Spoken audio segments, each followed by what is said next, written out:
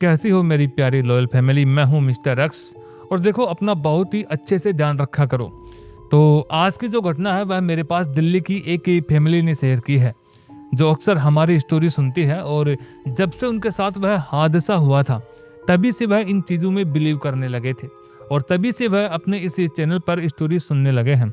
तो हाल ही में उन्होंने अपने साथ हुआ वह भयानक वाकया शेयर किया, जिसे जानकर मेरे भी होश उड़ गए थे। क्योंकि वह हादसा ऐसा नहीं था कि उन्हें किसी चीज़ का एहसास हुआ हो, बल्कि उनके दोनों बच्चों की जान बहुत ही ज़्यादा मुश्किल में फंस गई थी। दरअसल वह रहते तो दिल्ली में है, लेकिन उनका जो पुश्तैनी गांव है वो है जयनगर। तो जिनको नहीं पता, जयनगर बिहार में मधुबनी जिले में है और यह इंडिया नेपाल के बॉर्डर के पास आता है। अब जिस इंसान ने हमें ये स्टोरी शेयर की है उनका नाम है अमित वर्मा। और क्योंकि दिल्ली में उनका बिजनेस है और पूरा परिवार दिल्ली में ही रहता है, तो अमित जी का तो पूरा बचपन अपने उस पुश्तैनी गांव में ही बीता था। लेकिन इनके जो बच्चे हैं, उनकी पत्नी है, उन्होंने उस गांव को नहीं देखा था, न ही उस हवेली को देखा था जहां पर अमित का बचपन गुजरा था। तो बच्चों की जिद और पत्नी की जिद के आगे वो आखिरकार अपने पूरे परिवार को उस हवेली को दिखाने ले जाते हैं। अब दिखाने तो क्या, बल्कि बच्चों की स्कूल की छुट्टियां चल रही थी, तो थोड़ी बहुत छुट्टियां मनाने भी निकल जाते हैं। और वहां पर उनके साथ वो बहुत ही भयानक हादसा हुआ था। ये समझ लो कि जान तो निकली नहीं और बाकी कुछ रहा नहीं। तो स्टोरी को शुरू करें उससे पहले जो भी साथी पहली बार चैनल पर आए हैं वो चैनल को सब्सक्राइब कर लें और हमारी इस हॉरर फैमिली का हिस्सा बन जाएं। चलिए शुरू करते हैं।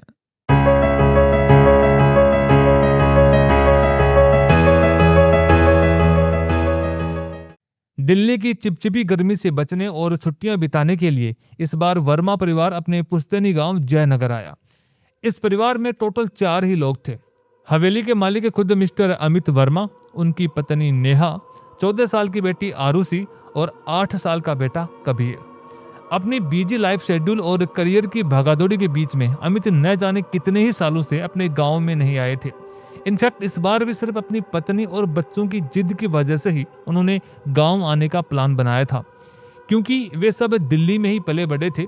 उन तीनों में से किसी ने भी पहले गांव में वक्त नहीं गुजारा था। ऐसे में जब से अमित की वाइफ और बच्चों को यह पता चला कि गांव में उनकी एक अपनी हवेली है, तब से ही वे तीनों वहां जाकर छुट्टियां बिताने की जिद करने लगे। तो ऐसे में आखिरकार उन तीनों की जिद के आगे अमित को झुकना ही पड़ा और फाइनली आज उन्होंने उस बंद पड़ी पुश्तैनी हवेली का ताला खोला। तो जैसे ही ताला खुला, अंदर से सड़ी हुई नमी और किसी जानवर के मरने जैसी बदबू का भभका सा आया। और तभी उस जगह की रखवाली करने वाले बूढ़े काका हरिलाल जी वहां पर आए और अमित की तरफ देखते हुए धीरे से फुसफुसाए, बाबूजी, तहखाने में झांकना भी मत। अब वो जगह पहले जैसे नहीं रही। और हाँ, रात को अगर कोई आपका या आपके बच्चों का नाम लेकर बुलाए या आवाज लगाए तो पलट करके मत देखना और ना ही उस आवाज के पीछे जाना। हरिलाल काका की बात सुनकर के जहां नेहा थोड़ा बहुत डर गई थी, वहीं अमित ने हंस करके उनकी बात टाल दी। वो हवेली बहुत बड़ी थी और बेहद सुंदर भी थी। हवेली का ताला खुलते ही पूरा परिवार उसके प्रांगण में घूम करके देख रहा था। दोनों बच्चे इधर उधर दौड़ रहे थे, वहीं अमित और नेहा भी अपनी तरफ से हवेली को निहार रहे थे। उस हवेली में आंगन के बीच में एक कुआं था, जिसमें नाक के बराबर पानी रह गया था, क्योंकि बरसों से उसकी सफाई नहीं हुई थी। अब आप सोचेंगे कि घर के बीच में कुआं कैसे? तो जो पुराने जमाने में हवेली हुआ करती थी या जो बड़े घर हुआ करते थे, वहां पर घर के अंदर ही बहुत गहरा कुआं खोदा जाता था, ताकि घर के लोगों को बाहर पानी जाने के लिए ना जाना पड़े। तो उन्होंने देखा कि उसके मुंडेर पर ताजे गीले हाथों के निशान थे, जैसे कोई अभी अभी अंदर से रेंग करके बाहर निकला हो। और ये सब देखकर नेहा को थोड़ा आश्चर्य हुआ और उसने अमित का ध्यान इस तरफ आकर्षित करते हुए कहा, ये पंजे के निशान, ये यहाँ कहाँ से आया अमित? यहाँ पर तो हमारे अलावा कोई है ही नहीं। हवेली का ताला भी तो आपने ही खोला था ना? ऐसे में उसकी बात का जवाब देते हुए अमित बोला, हाँ नेहा, बट अभी ताला मैंने खोला है। इससे पहले तो ये चाबियां हरिलाल काका के पास ही थी ना, उन्होंने करवाई होगी साफ सफाई यहाँ, तब किसी के गीले हाथ लग गए होंगे इस कुएं के मुंडेर पर। इसमें इतना सोचने वाली क्या बात है? अब नेहा को भी अमित की बात ठीक लगी, लेकिन वहां कुछ ऐसा था जो उसे अंदर ही अंदर कौंध रहा था। ऐसे में जैसे ही अमित के मुंह से ये बात निकली, नेहा ने उससे अपने मन की दुविधा व्यक्त करते हुए कहा, पता नहीं काका ने कैसी साफ सफाई करवाई है, हवेली के अंदर से तो अजीब अजीब सी बदबू ही आई जा रही है कब से। अब उसकी बात सुनते ही अमित हंसा और बोला, सफाई तो करवाई है मैडम, वरना मैं तो यहाँ 20-25 सालों बाद आया हूँ। अब सोचो, अगर उन्होंने सफाई नहीं करवाई होती तो क्या हम यहाँ खड़े भी हो सकते थे? और रही बात बदबू की, तो ये हवेली सालों से बंद पड़ी है। हरिलाल काका भी साल में एक आध बार ही खोलते होंगे इसे। ऐसे में सीलन की बदबू तो आएगी ही, लेकिन कोई बात नहीं, तुम रूम फ्रेशनर का इस्तेमाल कर लेना। अब नेहा को भी अमित की बात ठीक लगी और उसने भी इस बारे में ज्यादा कुछ सोचना ठीक नहीं समझा। लेकिन एक बात उसे अब भी मन के किसी कोने में कौंधे जा रही थी। जयनगर की उस हवेली में बिस्तर नए थे, पर चादरों से सीलन और अजीब सी सड़न की बदबू आ रही थी, जैसे कोई लाश फूलों के बीच में रखी हो। क्योंकि वे लोग दिल्ली के रहने वाले थे, इसलिए रात को देर तक जागना उन सब की आदत थी। इसलिए रात को तकरीबन 12 बजे के आसपास वे लोग लाइट बंद करके सो जाते हैं। बाहर झिंगुरों की आवाज भी नहीं आ रही थी। पूरा गांव मरा हुआ था, एकदम शमशान जैसा लग रहा था, क्योंकि गांव के लोग तो जल्दी ही सो जाया करते थे। अभी अभी उन सबको नींद लगी ही थी कि रात के 1-1:15 बजे के आसपास आरुषि की आंख खुली। कमरे में घुप अंधेरा था, पर उसे लगा कोई उसके पैरों के पास खड़ा सांस ले रहा है, लेकिन उस सांस में कोई गर्मी नहीं, बर्फ जैसी ठंडक थी। तभी आरुषि को एहसास हुआ जैसे किसी ने उसकी चादर खींच ली हो, और उसी पल उसके पैर का अंगूठा किसी गीली खुरदरी चीज से टकराया, जैसे जीभ जैसी कोई चीज उसके पैर पर फिर रही हो। वो चीखना चाहती थी, पर गला जाम था। पलंग के साए से खटखट की आवाज आ रही थी, जैसे कोई नाखून से लकड़ी कुरेद रहा था।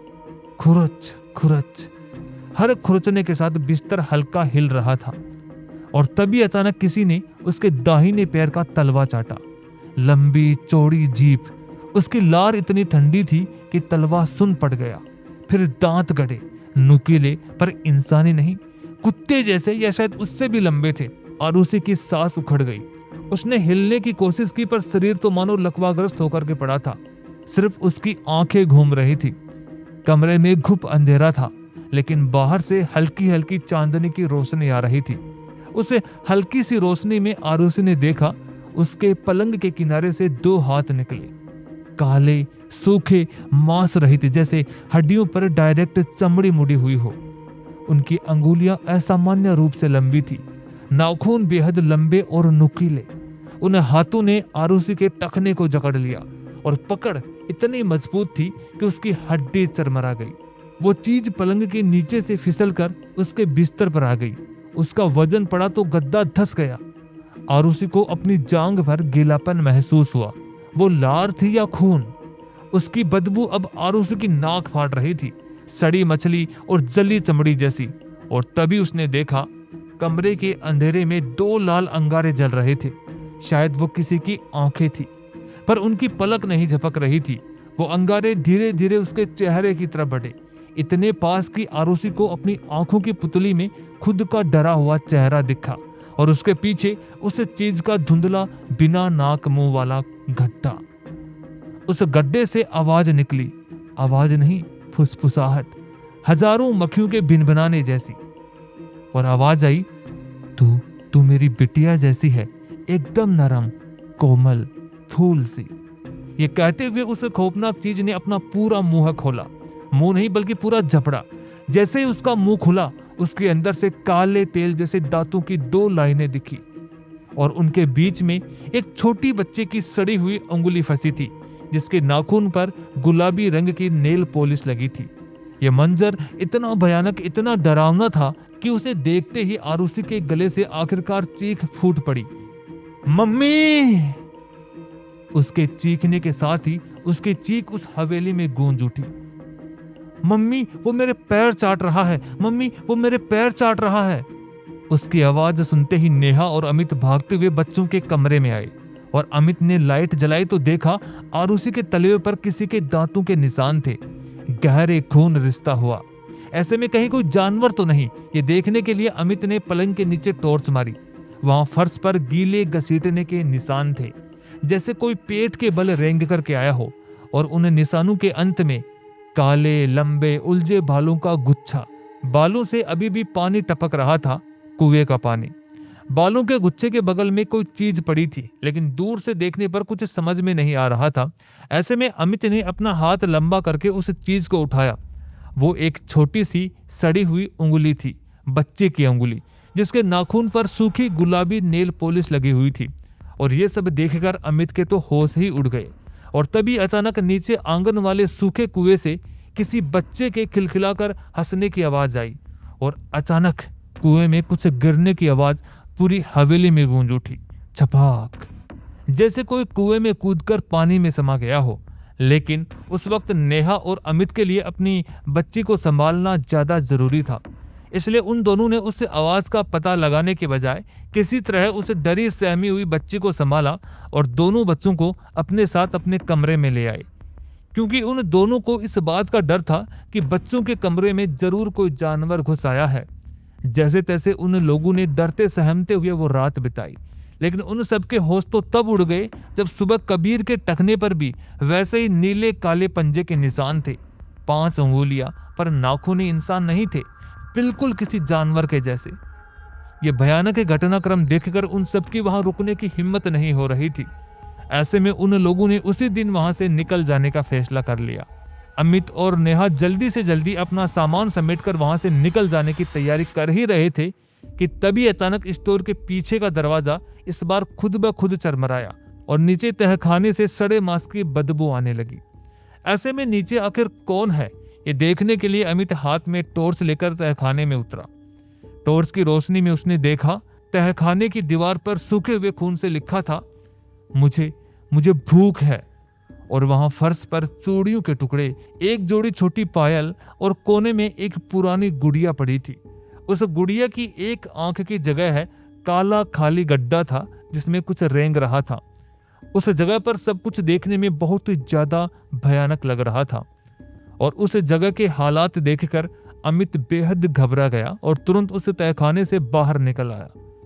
उन लोगों ने जल्दी जल्दी अपना सामान बांधा और हवेली से निकलकर तुरंत अपनी गाड़ी की तरफ भागे। लेकिन उनकी गाड़ी के चारों टायर एक साथ फ्लैट हुए पड़े थे, जिन्हें देखकर उन चारों के तो होश ही उड़ गए। वे चारों जल्दी से जल्दी उस जगह से निकल जाना चाहते थे, लेकिन अब वहां से निकलना बिल्कुल भी पॉसिबल नहीं था उन लोगों के लिए। ऊपर से उस गांव में आवाजाही के कोई ठीक ठाक साधन भी नहीं थे। ऐसे में उन लोगों का उस दिन वहां से निकलना पॉसिबल ही नहीं था। ऐसे में थक हारकर उन लोगों को अगली रात भी उसी हवेली में गुजारने पर मजबूर होना पड़ा। उस रात वे चारों एक ही कमरे में सोए, क्योंकि बीती रात घटी अजीबोगरीब घटनाओं की वजह से वे चारों बेहद डरे हुए थे।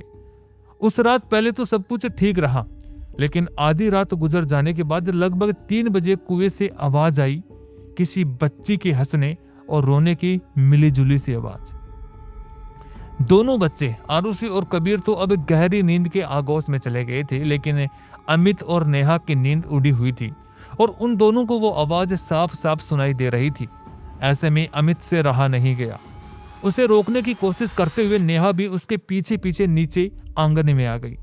डर के मारे उन दोनों के हाथ पांव कांप रहे थे, लेकिन अपने ही घर में ऐसी अनबिलीवेबल चीजें होती देखकर अमित से रहा नहीं जा रहा था। वो जानना चाहता था कि आखिर उस कुएं के अंदर से आने वाली आवाजों के पीछे का राज क्या है। और जब उसने टॉर्च के सहारे कुएं के अंदर झांक करके देखा तो उसकी दीवारों पर नाखूनों से खुरचने जाने के सैकड़ों निशान थे और सबसे नीचे अंधेरे में 2 लाल आंखें उसे घूर रही थी, जिसे देखकर अमित बेहद घबरा गया।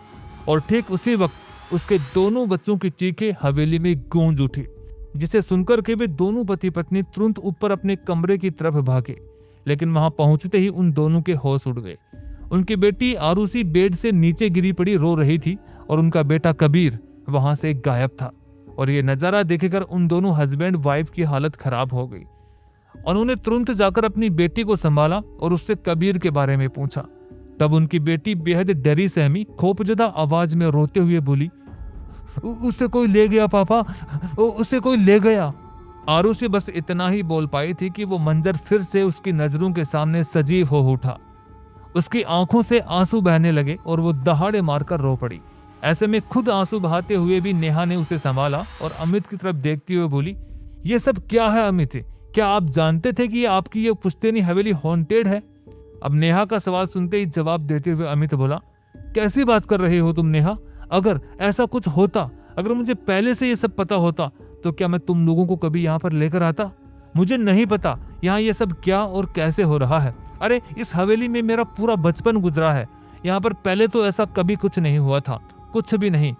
पता नहीं अब अचानक से यहाँ पे ये सब कुछ कैसे शुरू हो गया, मेरे तो कुछ भी समझ में नहीं आ रहा है। अमित की बातें सुनकर नेहा ने उसे वार्न करते हुए कहा, वो सब मैं नहीं जानती अमित, मुझे मेरा बेटा वापस चाहिए, मुझे मेरा कबीर चाहिए अमित, मुझे मेरा कबीर चाहिए।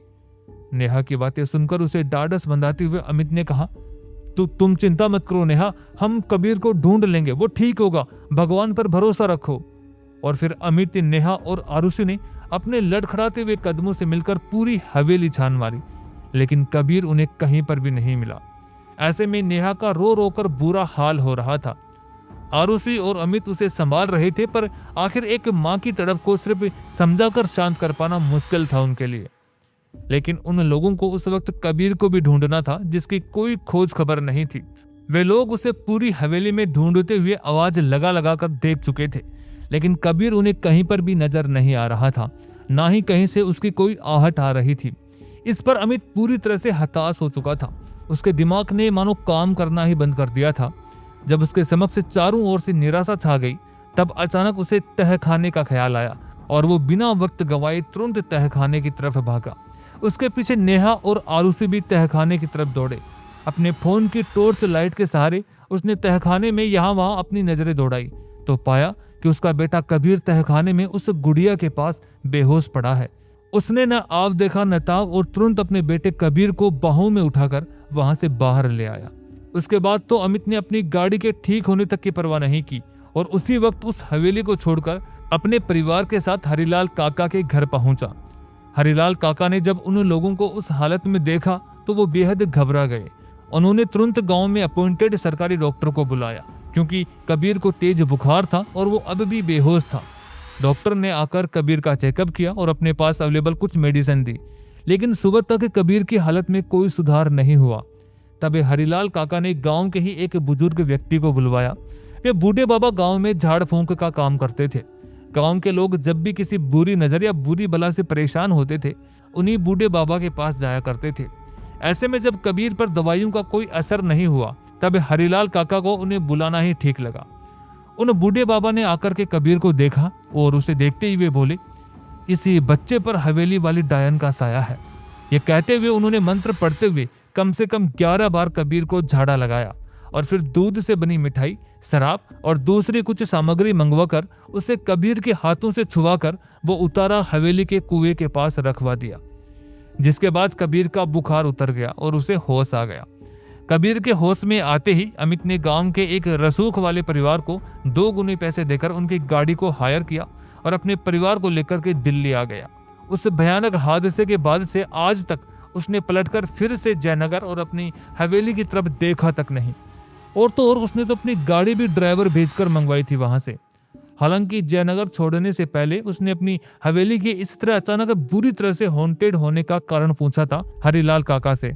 तब उन्होंने बताया था कि लगभग 7 से 8 साल पहले की बात थी।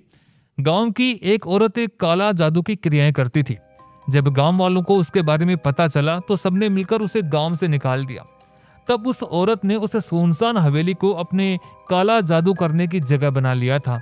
वो उसे हवेली के तहखाने में छिपकर काले जादू की क्रियाएं करती थी और एक दिन ऐसी ही किसी क्रिया के विफल हो जाने की वजह से उसी तहखाने में रहस्यमयी परिस्थितियों में उसकी मौत हो गई। उसकी 8 साल की एक बेटी भी थी, जिसकी लाश उस कुएं में से मिली थी और इस घटनाक्रम के बाद वो हवेली पूरी तरह से अभिशप्त हो गई है। उस औरत के द्वारा किए गए आधे अधूरे काले जादू की वजह से वहां अनगिनत नकारात्मक शक्तियों का संचार हो चुका है। गांव का कोई इंसान उस हवेली के आसपास मंडराता भी नहीं है और इसलिए उन्होंने भी उस हवेली में रुकने से पहले चेताया था। लेकिन जब अमित ने उनकी बात पर गौर नहीं किया, तब वे पूरी बात बता नहीं पाई, क्योंकि उस वक्त अगर वे उन्हें पूरी बात बता भी देते ना, तो अमित और उसका परिवार कभी उनकी बातों पर यकीन नहीं करता। इसलिए उन्होंने इसके बारे में उन्हें ज्यादा कुछ नहीं बताया। और ये केवल अमित की और अमित की फैमिली के साथ ही नहीं, बल्कि हर एक परिवार और इंसान की कहानी यही है कि जब तक उनके साथ ऐसा कुछ घटित नहीं हो जाता, वह इन चीजों में यकीन नहीं करते हैं। और खास करके जब आप एक गांव में जाते हैं, तो गांव में तो इस प्रकार की बहुत सारी स्टोरीज भरी पड़ी है। बहुत सारे ऐसे हादसे होते हैं लेकिन शहर के लोग इन चीजों में 1% भी बिलीव नहीं करते हैं। और जब गांव का कोई बुजुर्ग आदमी, कोई काका, ताऊ, चाचा इनको इन्हें चीजों के बारे में बताता है तो उन्हें ही अंधविश्वासी मानते हैं। हालांकि यहाँ पर भी हरिलाल काका ने उनको आगाह किया था, लेकिन उसके बावजूद भी उन्होंने उस चीज को हंसी में टाल दिया था। और मेरे पास ऐसे काफी सारे केस आए भी हैं। शहर के लोगों के ही वो केस हैं जिन्होंने बाद में अपनी आपबीती बताई कि अगर उन्होंने गांव के लोगों की बातें मान ली होती तो उनके साथ भयानक हादसे नहीं होते, और कई बार इनको बहुत ही ज्यादा नुकसान भी हो जाता है। और देखो, ये चीज ऐसी होती है कि एक बार अगर आपके पीछे लग जाए ना तो शहर तक भी आपका पीछा नहीं छोड़ती है। और ऐसी बीमारी शरीर में लग जाती है कि बड़ा से बड़ा डॉक्टर कुछ भी नहीं कर पाता, और न ही ये पता लगा पाता है कि शरीर में आखिरकार तकलीफ है क्या। और धीरे धीरे वह इंसान अंदर ही अंदर मरता रहता है। ना तो कोई दवाई से, ना कोई खाने पीने से, ना कोई एक्सरसाइज करने से, किसी भी प्रकार से वो बीमारी ठीक नहीं होती है, क्योंकि उस बीमारी का पता ही नहीं चल पाता है कि बीमारी क्या चीज है, तो इलाज किस चीज का हो। अगर वो बीमारी ठीक होती है तो जो उसका असली इलाज है, जो गांव के लोग ही बता सकते हैं और वही कर सकते हैं। अच्छा, तो चलिए, उम्मीद करता हूँ कि स्टोरी आपको काफ़ी अच्छी लगी होगी। और ये सबसे आखिर तक जो अब तक इस स्टोरी को सुन रहे हैं उन साथियों का बहुत ज़्यादा धन्यवाद। और मैं चाहता हूँ कि वो साथी कमेंट में मुझे अपना नाम शेयर ज़रूर करें। चलिए, अब कुछ साथियों का धन्यवाद करते हैं। पूजा गाजियाबाद से, वाजिद अली यूपी प्रतापगढ़ सिटी से, हैप्पी भीलवाड़ा राजस्थान से, शाहिद रजा फ्रोम मालेगांव, खरबार सुनीता सूरत से, देवेंद्र वर्मा कैलिफोर्निया यूएसए से, अन्नी है नई दिल्ली से, यहान चौहान है दिल्ली से। आप सभी का बहुत बहुत धन्यवाद और बने रहिए स्टोरी में। इंतजार कीजिए अगली स्टोरी का, जिसमें आपको बहुत ही खतरनाक लेवल का एक्सपीरियंस मिलने वाला है।